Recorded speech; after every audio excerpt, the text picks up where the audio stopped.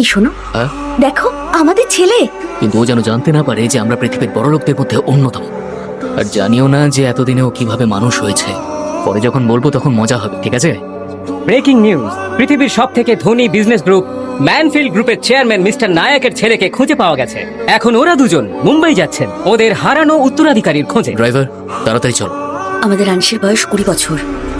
কেমন ছিল ও, কিভাবে মানুষ হয়েছে, আমাদের ছেলেটা অনেক কষ্ট সহ্য করেছে। শোনো, চিন্তা করো না, ও আমাদের সন্তান।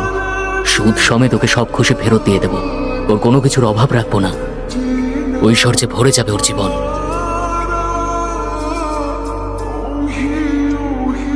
স্যার, সবকটা মাল এসে গেছে। বড়ই অলস রে ভাই তুই। এ কি স্যার, বিল তো 100 টাকার হয়েছিল। আরে তুই নিজেকে ভাবিসটা কি বলতো? তুই একটা মজুর, হ্যাঁ? এইটুকু জিনিস তুলেছিস তার জন্য 80 টাকা চাই তোর? টাকা রোজগার এতই সহজ নাকি? স্যার, পরিশ্রমের টাকা, রক্ত জল করে টাকা রোজগার করেছি। ডিল 100 টাকার হয়েছিল, তার থেকে 1 টাকাও কম নেব না। শোন, আমি যখন বলছি 50 তখন 50 টাকাই পাবি। যদি পছন্দ না হয় ফিরিয়ে নিয়ে যেত জিনিস। তুই এক কাজ কর, এটাও নিজের কাছেই রাখ। এই এই, সত্যি জিনিস ফিরিয়ে নিয়ে যাচ্ছিস নাকি? আরে এতে খারাপ লাগার কি হলো, এনে। আর আজকের পরে যেন তোর মুখ না দেখে।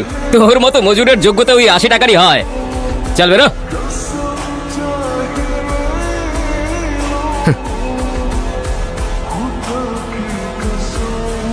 আংশ, আমরা তোর মা বাবা, তুই আমাদের ছেলে। এটা কি মজা করছেন আপনারা?